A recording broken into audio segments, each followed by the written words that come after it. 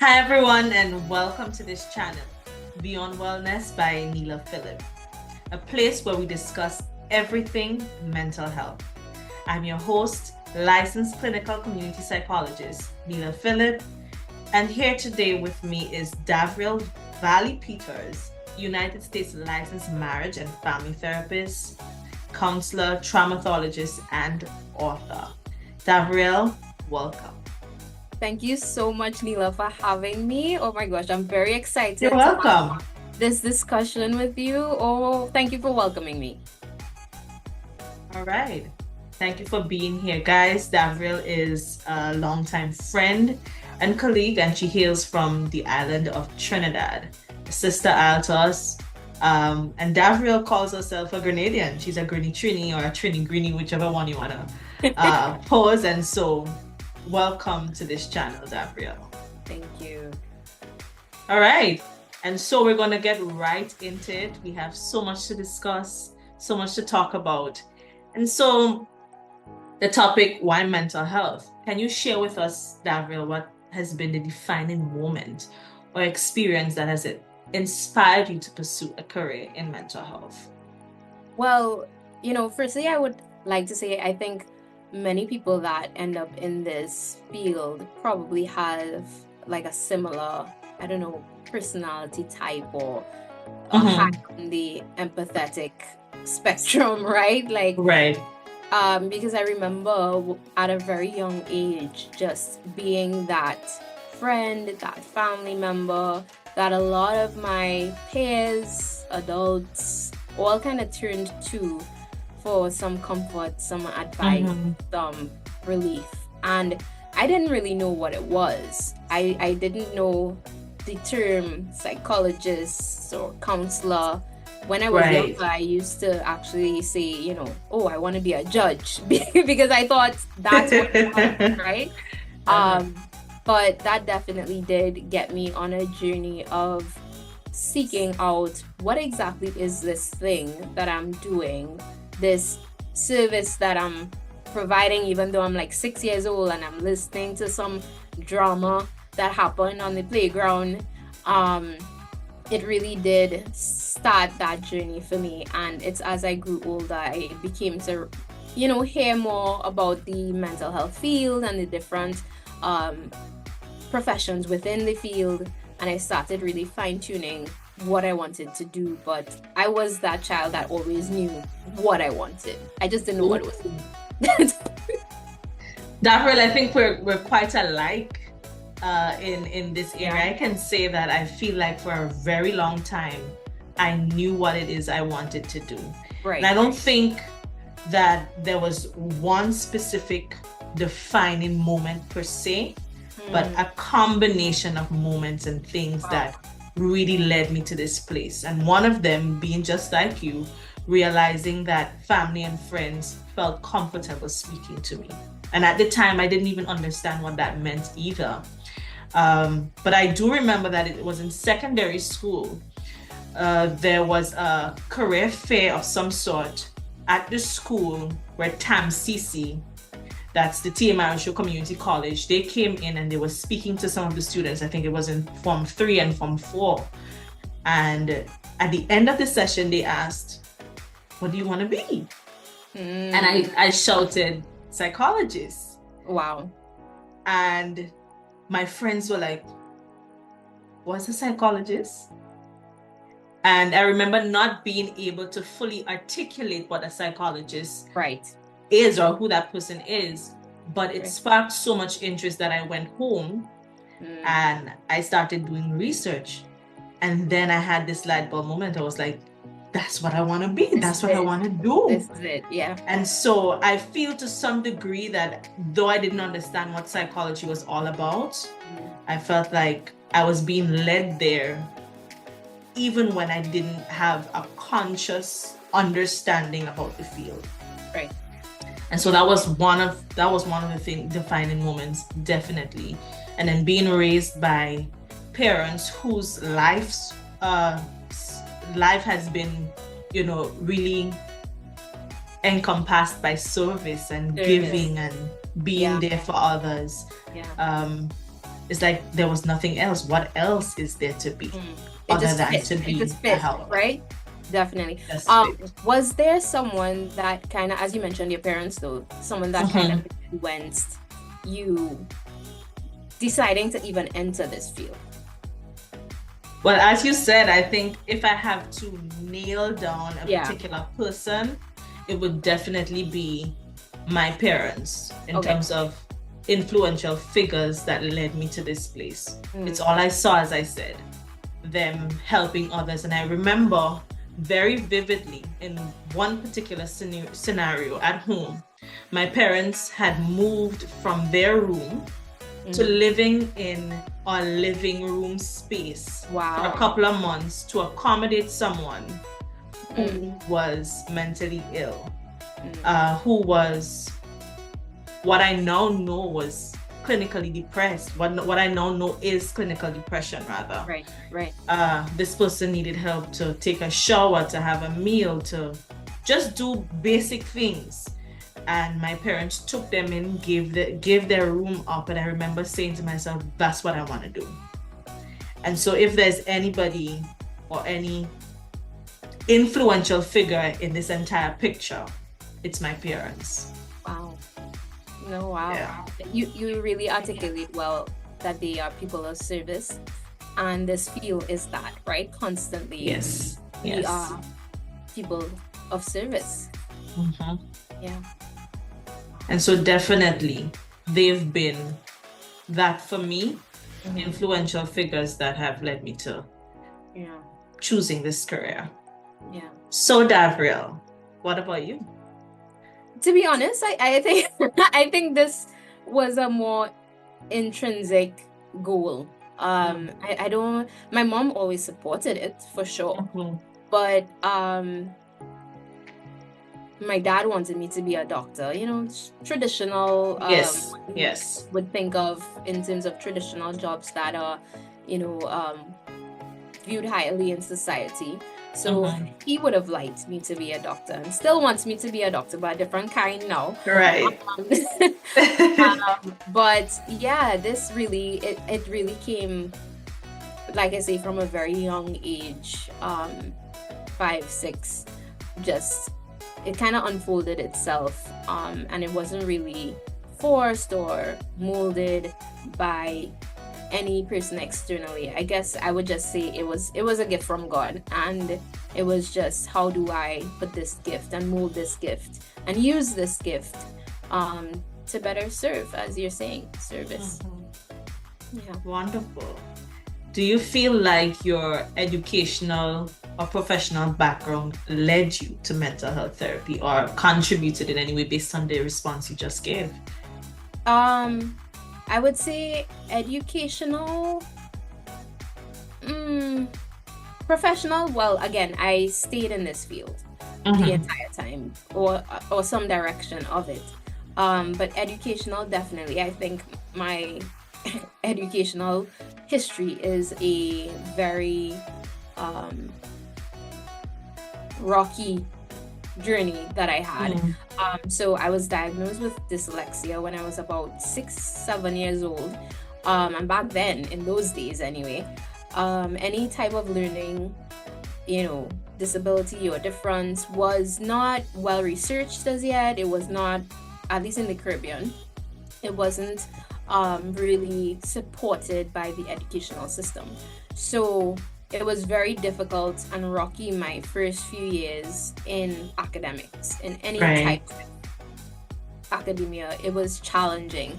I often joke with my mom that I never really got an A until I got into undergrad, because oddly enough, the way my brain worked, it was like the more difficult things I was able to grasp.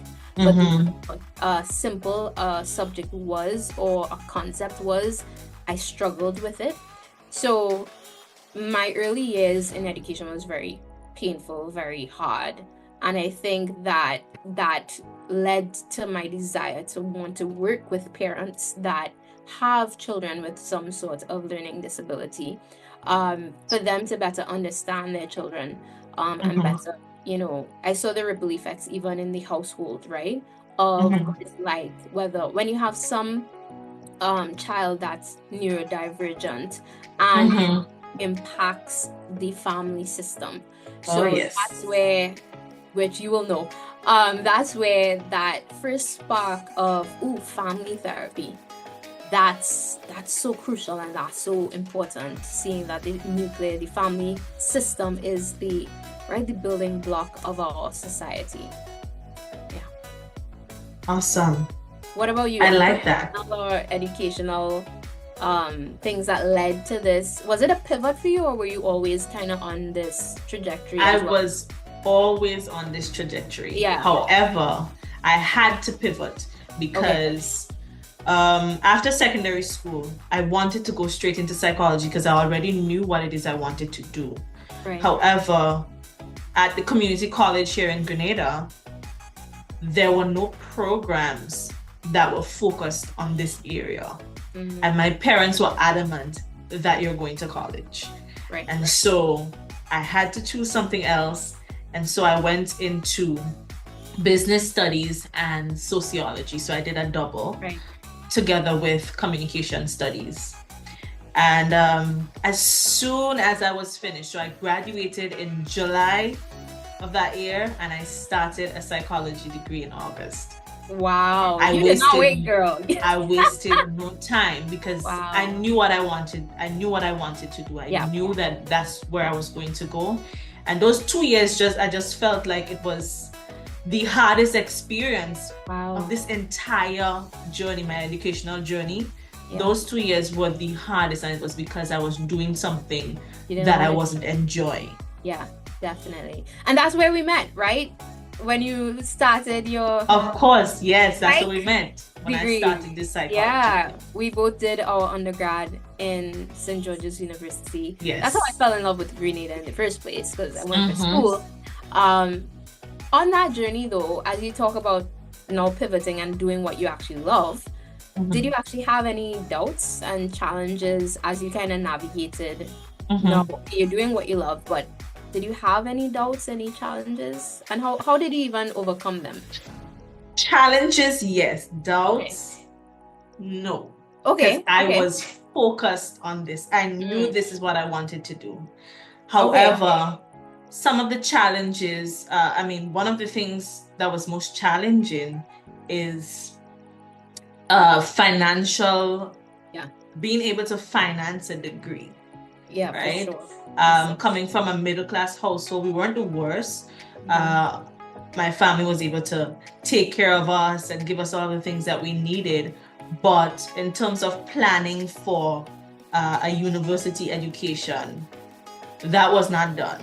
Right. And so going to university and finding the money to finance a degree, that was a challenge.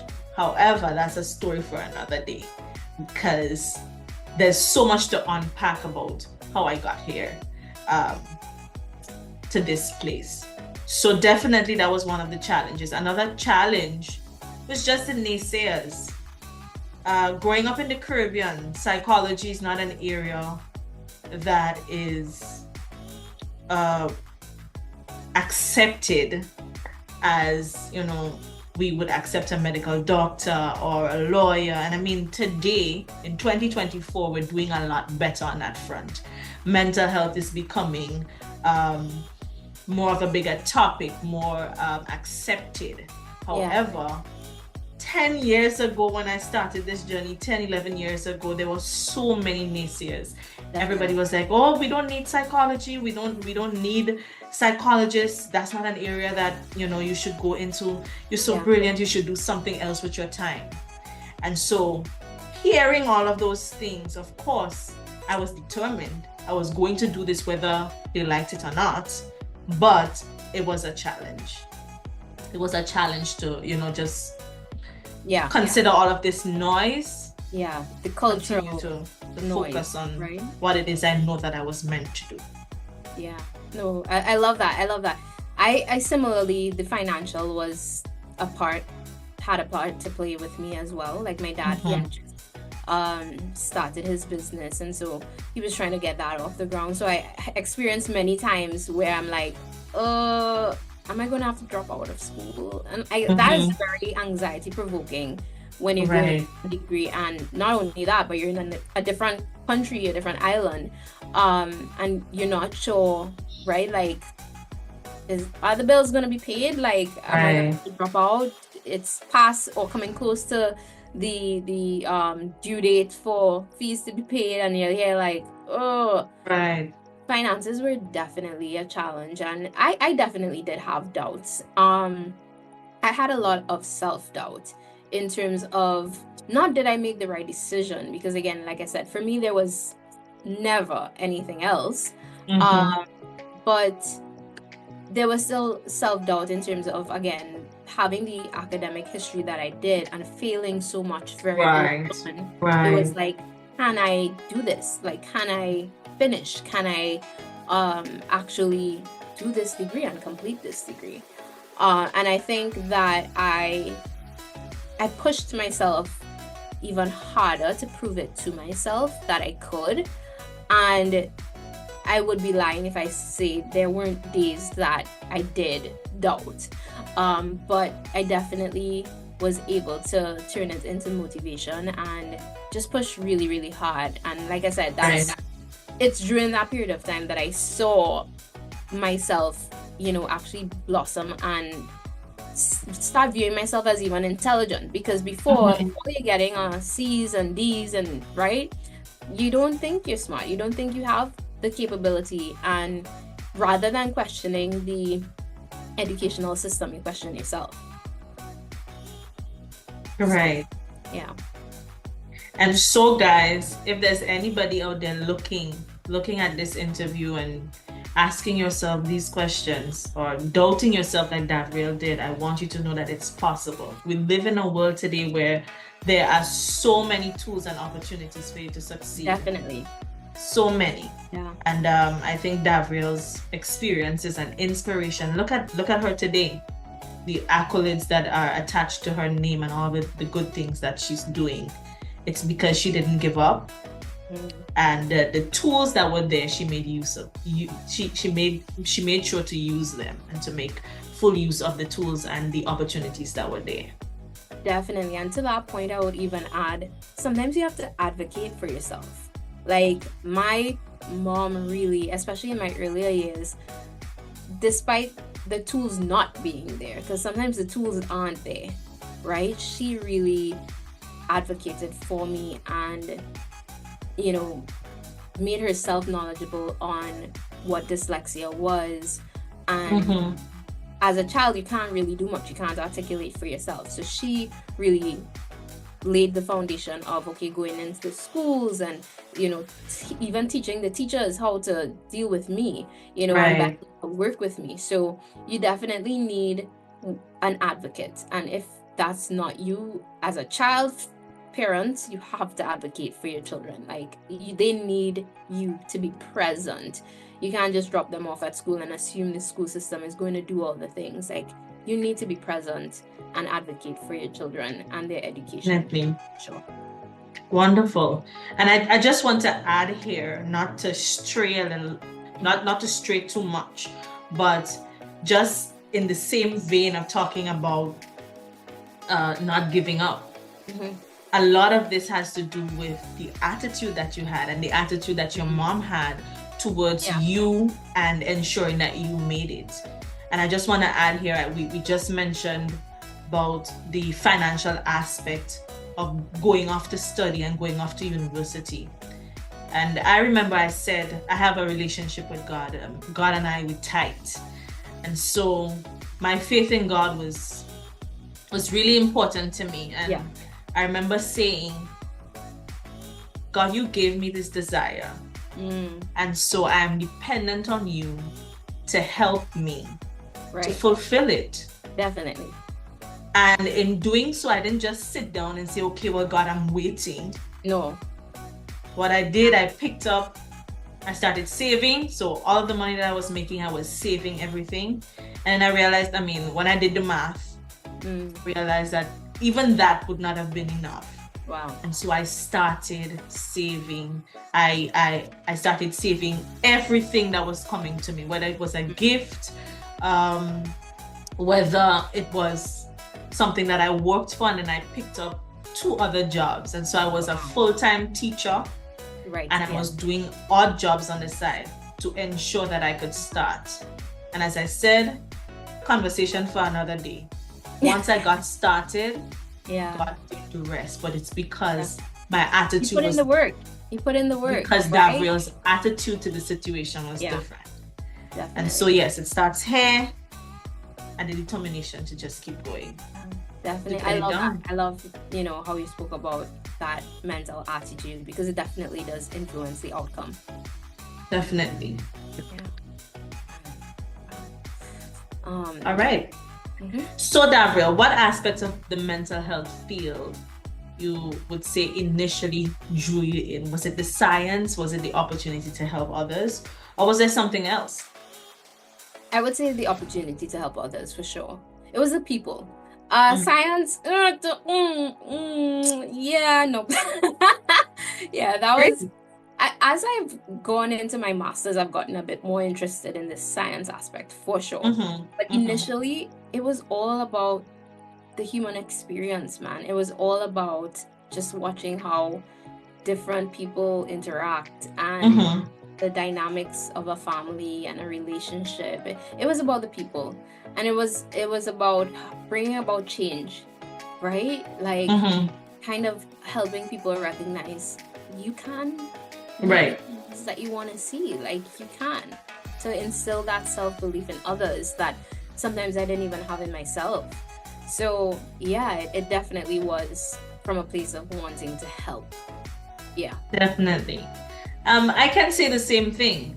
If I flip the question and I say, okay, Neela, what aspect of the mental health field were you initially drawn to? It was really the opportunity to help others. Right. And what I noticed very early on, I was very enthusiastic about the entire process about, just helping others, but I also knew that I needed knowledge. Mhm. I wanted to Yeah. also Yeah. ensure that in the process of trying to help, that I didn't end up doing more harm than good. Yeah. And so I know that I needed to go to school. I needed to continue studying. Mhm. And so the educational aspect of it was important. Knowledge and skills, I was on that. Yeah. That's No, the I road love we that. was on. I love the fact that you mentioned, wanting to help, but knowing that you need more, right? Because I think sometimes a lot of people want to help, Mhm. but they don't. Oh Lord, They don't Jesus. have that insight to see that I don't have the tools to help the way that I want to Exactly. help, and I'm actually inflicting more pain. Mhm. And so that was my motivation. Right. You want to help, but you know that you Mhm. need tools. And so that was my motivation to just keep going. Do you have like a personal, I don't know, story or connection to mental health issues that Mhm. kind of helps guide your career journey, or any connection at all? Okay. So I wouldn't say that it's a personal story Okay. per se, Right. but I do have relatives who have experienced or are experiencing challenges mentally, whether it is with a developmental issue or what we would consider a mental health condition, or having a diagnosis of a mental health condition. I have seen both unfold in my family with relatives and so on. And so definitely from that angle, from that aspect of it, I can say that it helped me to see this field in a different way and to also connect with others differently because of my personal or close connection to some of the issues. I love that. I love that. You saw it firsthand, right? Yes. Yes. Yes, I did. Yes. That's somewhat similar to me as well in terms of, so while I would have shared about, my diagnosis with the dyslexia, but Mm-hmm. as I mentioned, seeing the impact on the family, it was really, I think, what cemented me and the direction in which mental health field that I focused on. It was my family life, right? So I would have experienced divorce in my household, so going from a nuclear home to a single parent home, and really just looking at the dynamics of Right. that, Mm-hmm. and just how that then trickles down from the relationship, trickling down to the child, and knowing what I internalized from that experience as well really made me more focused in on relationship work and family Mm-hmm. dynamic. And even now, so even more how trauma passes down, right? Oh From one boy. generation to the next. Like, I specialize in that because I wanted to just better understand myself. So Mm-hmm. I went into the field trying to help others, but it's really even through my master's program where I honestly believe you have not done a good master's program if it does not make you strip your own layers back. Like, go back to school. Okay, go back. I agree Go back. 110%. Yeah, because it really made me strip back my familial layers and my own Yes. and do some really hard work, which I was working on before going to my own Mm-hmm. therapy before, but it went a different, it went deeper, right? And so for me, my personal connection really is my family life. And it's a similar story that many people have coming from divorced households. But mine really made me want to better understand my parents, the decisions they made, better understand myself, um, Mm-hmm. and just the way things kind of unfolded. I wanted to better understand, and not just understand, but then be able to help.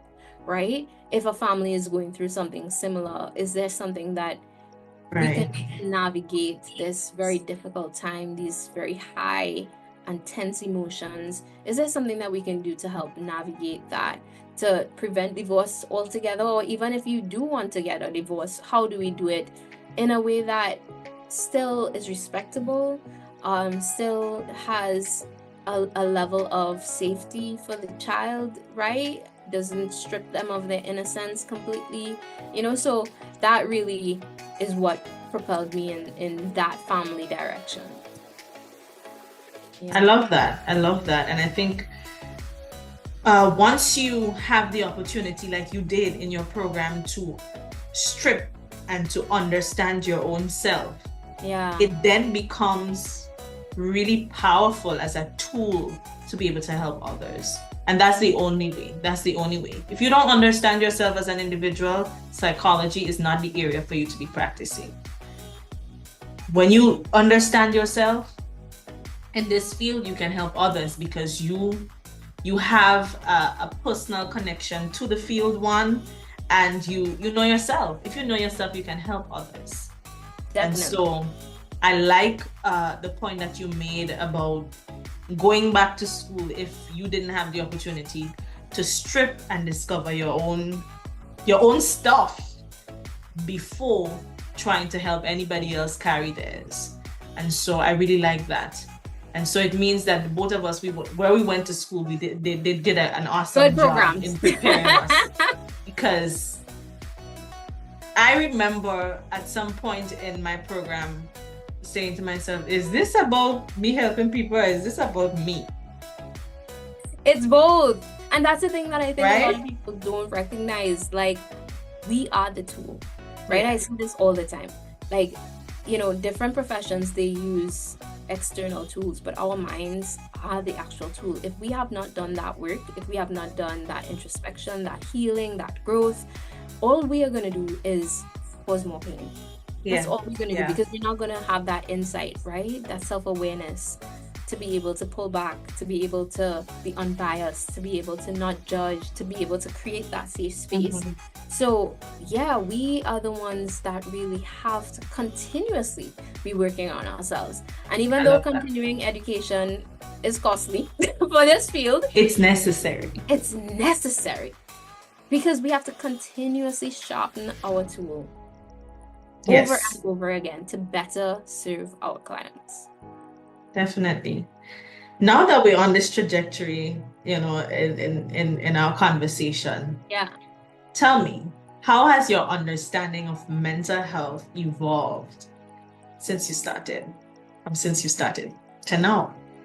Huh. That's a good question. How has it evolved? I think I saw things very A plus B, very black and white. Mm-hmm. But I think the more I grow to understand others, the more I grow to understand myself, I recognize how much we are just complex. Human beings are just so multi-layered, so Mm-hmm. complex. Yeah. And it helped me develop more empathy. Right. Because it's so easy to say, okay, this person did this, they're a bad Mm-hmm. Mm-hmm. It's so easy to just do that, and I think our society has become like that. Yeah. But when you really understand how a person even got to where they are and the decisions that led to them making whatever decision they did, I think you just better understand a person, and you're able to really step into their shoes a bit more and identify with them, and extend grace, right?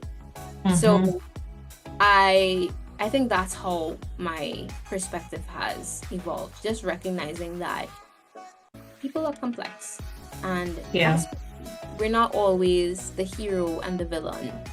Sometimes the Not villain always black and white. may actually be not a villain, right?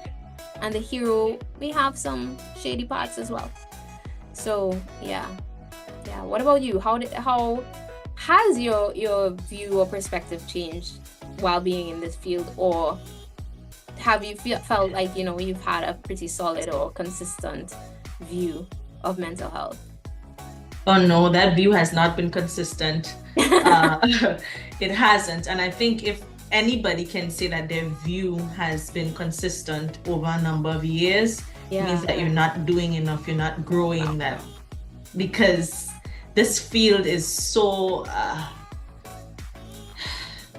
it's big. It's I mean, there's so much that you can use to discover and grow and all of that in this field. I think when I started Davriel, I went in trying my best to just be open to new discoveries. And here's why. Coming from a Christian background, everybody kept saying as I left for university, don't lose yourself. Don't lose yourself in this process. That was one of the big things. And so I said to myself, yes, you're grounded in who you are, but you're going to be open to new discoveries. But soon I realized that I had my own biases, steeped in our Caribbean culture, in Christendom, and all of those things were being challenged. And so now I had to be open to not just new discoveries, but also re-emerging as a different person with new perspectives in this entire process. And so today, my understanding of people and the world of psychology has drastically changed. It's changed in so many ways. I mean, there are some things that would always remain constant, but there have been changes. And I think it's simple, but one of the things that is most evident about how my view has changed today is that this is everybody's business. Mental health is everybody's business. Correct. I don't care what socioeconomic status you come from, what religion you come from, whether you identify as male or female or other. It's our business. As long as you have a brain, mental health is your business. Yes. Because I mean, there are some people who believe that it's for a particular set of people. Group of people. Yes, correct. And they don't recognize that it impacts them on a day-to-day basis just because they don't have a diagnosis, right? So it's everybody's business, and I think that's probably the simplest way that I can put it. Wow. No, I love that. I love how you spoke about that. Definitely. And I definitely agree with some of the biases that you may have experienced, because we both come from Christian backgrounds, and even that Caribbean culture, right? The stigma that comes with this field. Yes. We ourselves would have had to challenge when we were learning and growing. A question that I have for you really is, what has been like the most rewarding part of Ooh. your journey in being a therapist? And I know we're winding down, but what has been, like what do you enjoy? What do you?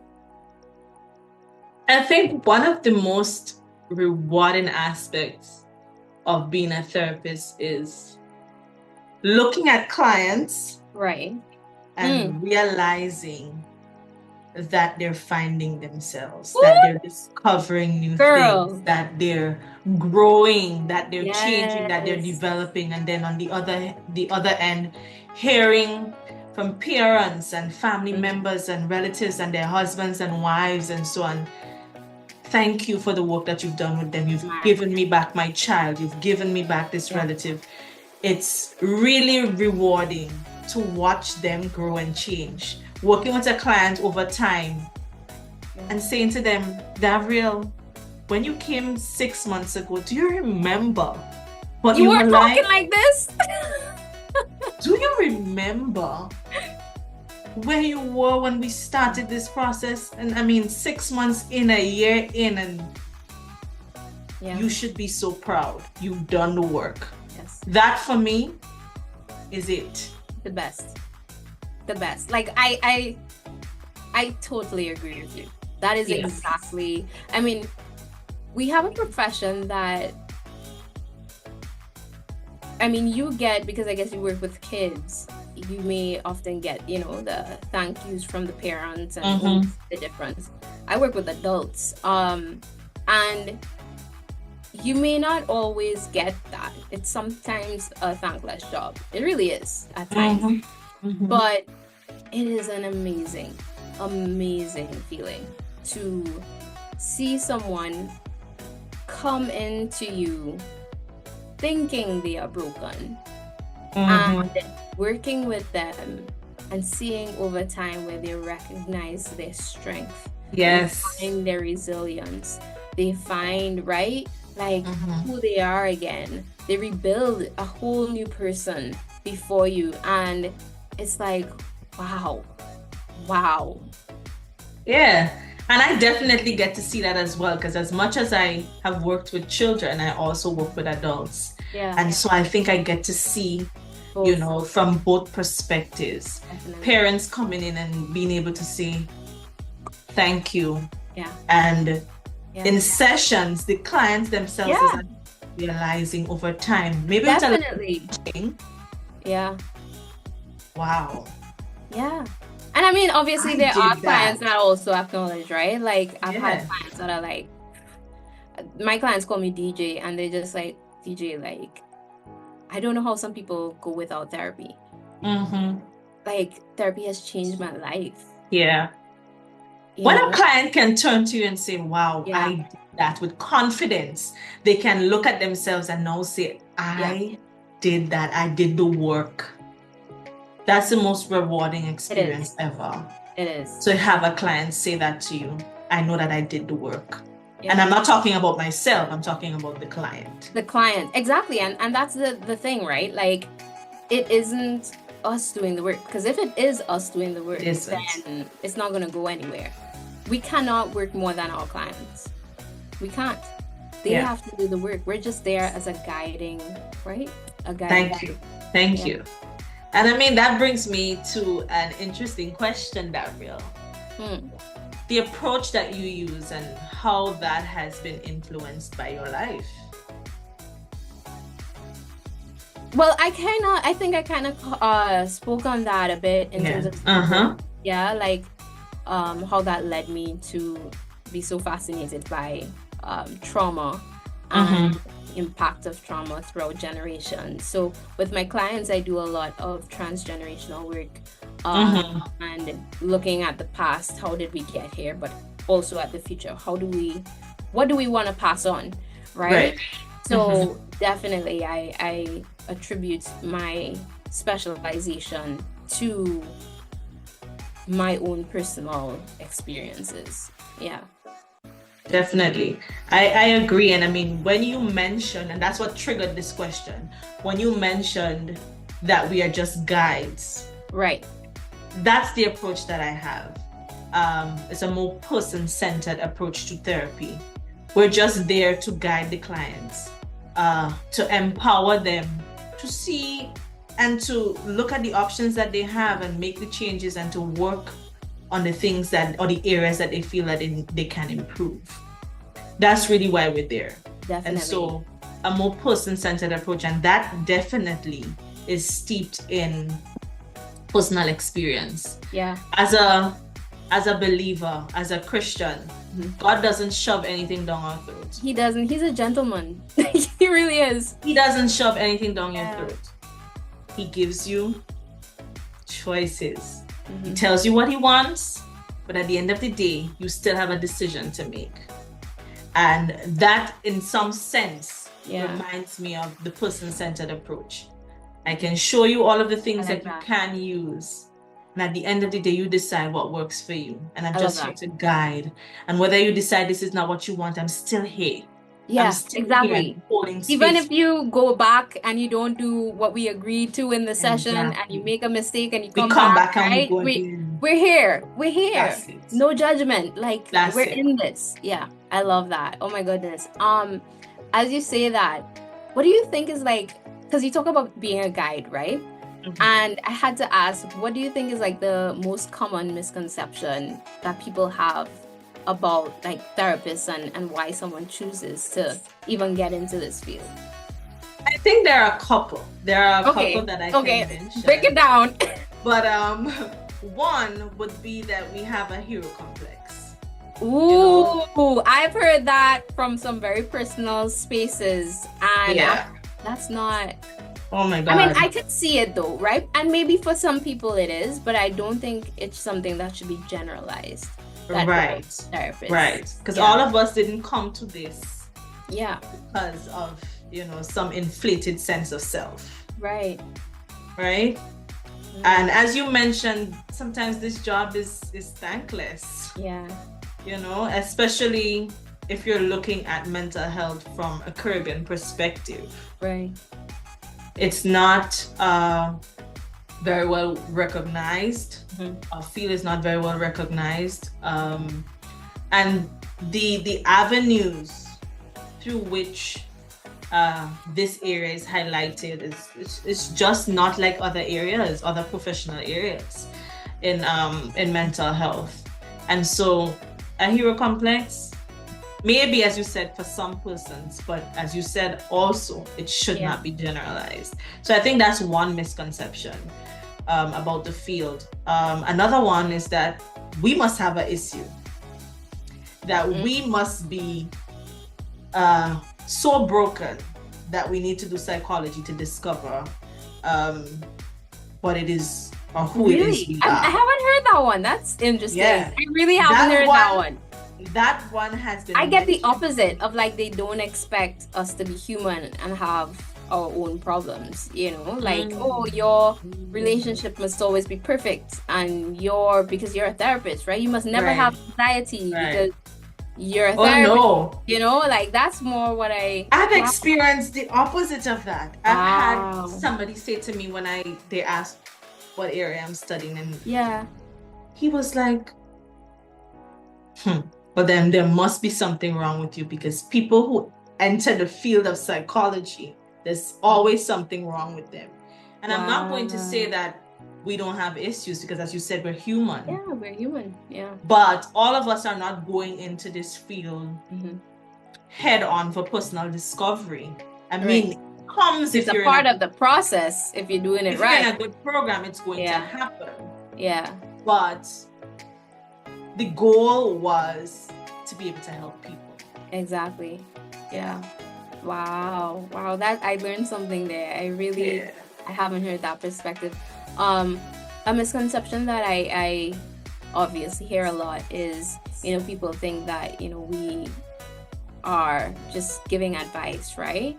And I often have to, tell people, well, there's two parts of it. There's those that think we just sit down and listen to people talk all day, and I mean, that's not hard. you just sit down and listen to people talk, and it's like we do a lot more than that. Like, do you know what it's like to sit in a space, provide a space, be able to put whatever you just went through on a shelf and be present, really present for that client and what they are going through, and really make them feel heard, make them feel safe. Do you like that? Takes a lot of work and a lot of energy. Oh yes. You can leave a session. Oh yes. Right? It took everything out of you, right? Because that person just offloaded so much, so much. And it takes a lot from us, so there are people that really downplay it, but also, like I was saying, there are others that think, well, you're just supposed to tell me what to do, like, yeah. And it's like, no, like, coming from even your perspective of person-centered, right? Like, I'm not here to dictate to you what to do. We'll work through things together, but it at the end of the day, it's your life and you're the expert on your life. These have to be decisions that you make. And I often find that, when you give someone an answer, just readily, you give them an answer to a problem, they keep having the same problem. But if you help them find come to it on their own. Exactly. Different ball game. It's done. Like, that's it. Right? So that's what we do. We don't just hand out solutions. So there are a lot of misconceptions about this field and about and who we are. But I definitely hope that someone listening was able to probably learn a bit more from those misconceptions and recognize that, hey, they are just human as well. They are here to listen, to guide, yes, and really benefit from just what we've shared. Like, wow. I'm really happy that you brought up this misconception, because it's a misconception that I make the attempt at my first session with every client, or maybe at the consultation session, to say that I'm not here to give you advice. I'm not I'm not here to tell you how to run your life. Yeah. That's not what this is all about. Yeah. I'm here to guide and to help you to come to the answers on your own. Yeah. And so I'm really happy that you brought that one up. That was a really good one as well. Definitely. Now, Davriel, looking back, younger Davriel, what advice would you give to your younger self when you were just starting off this profession? Maybe something that you wish somebody said to you. What would you say to yourself? To younger self, I'll definitely say believe in yourself, right? Like, I would definitely encourage myself that you're not as lost as you feel like you are. Right. So just believe in yourself a bit more. And I mean, there were many doubters, like you experienced doubters, and I pushed, but I think I pushed to prove something to them rather than pushed to prove something to myself. Because even after I achieved whatever I achieved, I still didn't believe in me. So, right? So I definitely think I would have spoke more to that self-belief. Yeah. I love that. And I hope that somebody who's listening can take something from that experience. Yeah. Definitely. What about you? Is there something that you would tell young Neela? Oh yes. If I could go back and say something to my younger self 10, 12 years ago when this all started, I would say, Neela, the vision was not given to everybody. It wasn't given to everybody, it was given to you. So don't expect everyone to understand the vision that God gave to you. Correct. Yeah, not everybody is. Listen to what everybody has to say, but at the end of the day, do it anyway. Yeah. Do it anyway. I would definitely, say that to myself if I had the opportunity to go back. I would definitely say that. The vision wasn't given to them, it was given to you. Correct. So don't expect anybody else to understand. When they don't understand, don't get upset because they don't understand. They don't have the eyes that you have. They weren't given the vision that you were given. That wasn't downloaded into their spirit. It was downloaded for you. And so personalize that and do it anyway. Yeah, I love that. I love that. No, I would definitely say that to myself. There's one other thing though, if I'm being honest. So there's that, I think I would also say to myself, Neela, you cannot help. Oh, girl. I had You to learn can't- that real quick. You Real can't help quick. everyone. Yes. And I remember it was one of my supervising lecturers, Woo! Did we have the same experience? probably, who said to me, and that was in the master's program, Yeah. and she said to me, she said, Neela, you cannot help everybody. And she said, if you don't accept that, this profession will crush you. And I mean, I had to learn that. And so if I could go back 12 years ago, I would say that to myself, you know. Yeah, Definitely. no, that definitely was a lesson I had to learn as well. You know, that you can't help everybody, no matter how much you care for them, and that's both professionally and personal. Yeah. You can't help everybody. So you help the ones that were given to you? Yeah, That's it. yeah, definitely. That's it. Oh, I love that you added that. I love that because that is so important. Yeah, definitely. Woo! This has been such a good conversation. Thank It you. has, hasn't it? Thank you. Oh my God. Like really, thank you. Yeah. It was really, really good to have you, Davriel, on this program. Speaking, you know, on everything mental health, Yeah. and particularly, you know, just talking about why we got into this field. Oh. And so I'm really happy to share this perspective and, you know, our views with this community, so that they at least know who we are as individuals, coming into this profession, knowing that we're here to help in any way that we can. And so don't be afraid. Yeah. I'll ensure to link Davriel's information in this video as well, so that you can contact her if you'd like to. My information is already out there, and so you can reach out to us if you need help. Yes. Don't sit in silence. Don't do that. No. And also for any person that's kind of interested in getting into the field, right? Like I hope that something that we shared could kind of inspire them, or Definitely. maybe they've already started their journey and, you know, it's been a bit rough and they need some encouragement. It hasn't always been smooth for us either, you know, but if you know this is what you want to do and how you want to serve others, then keep going. Yes. Yeah. Davriel, thank you so much Thank you. for joining me today for this conversation. And to you guys out there who have listened, who have stayed with us to the end of this video, if you have not yet subscribed and clicked on the notification bell, we're asking you to do so that when we have new videos that you can be alerted. Share this video with someone who you believe can benefit from it, and we'll see you in the next video.